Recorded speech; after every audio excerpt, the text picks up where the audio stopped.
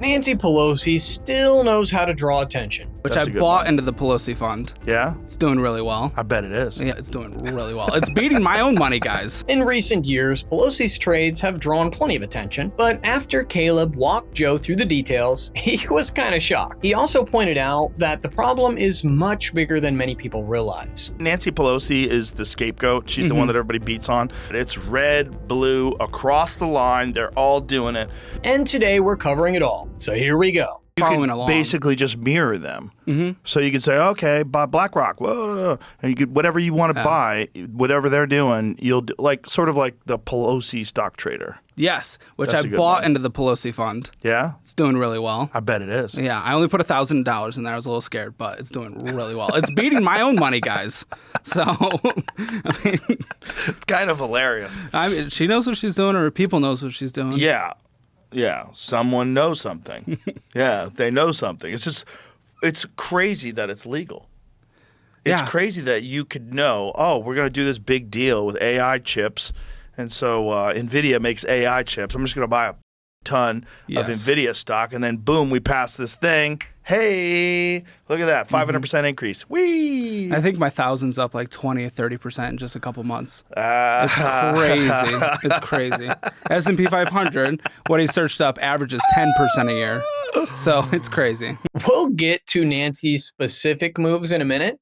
But first, I want to point out that the House has finally passed the Stop Insider Trading Act, which bans members of Congress and their families from buying and selling stock. Interestingly, though, only 13 Democrats supported the legislation, with some of them arguing the measure doesn't go far enough, while the rest opposed it because it also included voter ID requirements. I really don't understand why people are so against voter ID. I don't get it. Still, this is a major milestone because Congress has seen multiple attempts to pass similar bills over the years. Yet our wonderful lawmakers have constantly dragged their feet. There's a reason for that, and it's because those in leadership have always opposed it. So here's Exhibit A, featuring Pelosi herself. Just want to play the question she was asked and her response when it comes to whether or not people with insider information in government should be trading. Take a listen. Insider just completed a 5-month investigation finding that 49 members of Congress and 182 senior congressional staffers have violated the Stock Act, the insider trading law. I'm wondering if you have any reaction to that, and secondly, should members of Congress and their spouses be banned from trading individual stocks while serving in Congress? No, I don't know to the second one. We have a responsibility to report in the stock. Because this is a free market and we're a free market economy. They should be able to participate in that. Ask you why you and your husband back in March of 2008 accepted and participated in a very large IPO deal from Visa. At a time there was major legislation affecting the credit card companies making its way through the House. I don't know what your point is of your question. Is there some point that you want to make with that? The fact is, your basic premise is a false one.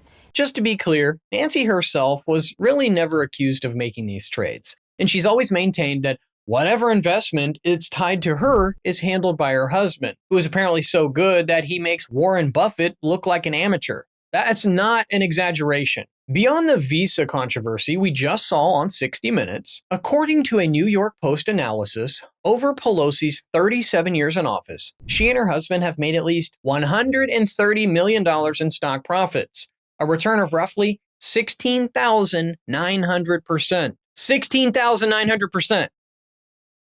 For comparison, the Dow Jones gained about 2,300% over the same period. But as remarkable as Pelosi's record is, she's not alone. Because this is one of the few issues where both parties, well, they've seemed to find a common ground here. Other people in Congress, they wanna pass something where they can only invest in like large cap index funds like the S&P 500. Mm-hmm. They're not passing it. They don't care. They don't care. No. It's completely bipartisan. You know, it's not like Nancy Pelosi is the scapegoat. She's the one that everybody beats on. But if you look at it, it's red, blue, across the line. They're all doing it. Yes. They're all trading. They're all making tons of money. They all go into Congress broke. They all come out rich as Yes. and they get $100,000 a year. It's crazy.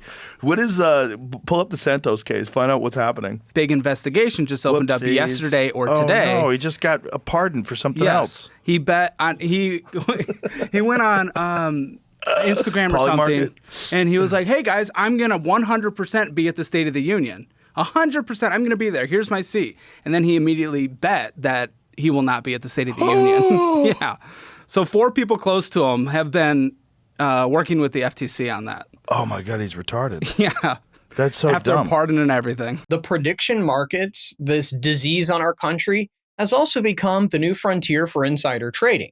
And it's getting so big that even campaign staffers are reportedly making big bucks based on internal polling data the public never gets to see. We literally just watched the White House teleprompter guy get arrested for winning over $1 million betting on Trump's speeches.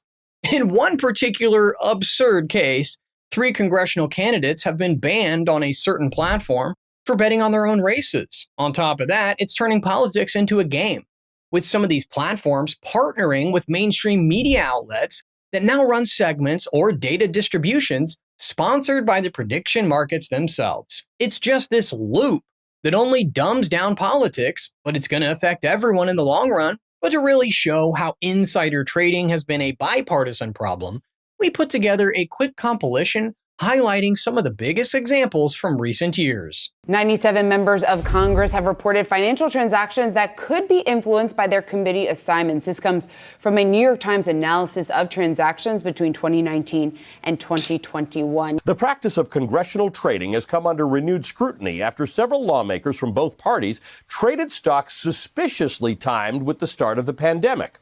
Outrage ensued because while the rest of the nation was blissfully unaware of the health and economic catastrophe that was about to unfold, some legislators seemed more concerned with lining their pockets and protecting their assets. Most former congressmen and senators managed to leave Washington, if they ever leave Washington, with more money in their pockets than they had when they arrived. Lawmakers on Capitol Hill were trading stocks in defense companies, just as Russia was getting ready to invade Ukraine.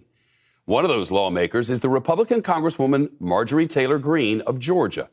Records show she bought stock in the defense contractor Lockheed Martin just one day before the invasion started last month. She later responded to criticism of the investment, saying, "Our investment advisor has full discretionary authority over our accounts. This small investment was part of our overall investment strategy." Over the years, far too many lawmakers have started treating elected office as a ticket to getting rich rather than serving the public. Once they get to Washington, they gain access to private briefings and information that can move entire markets.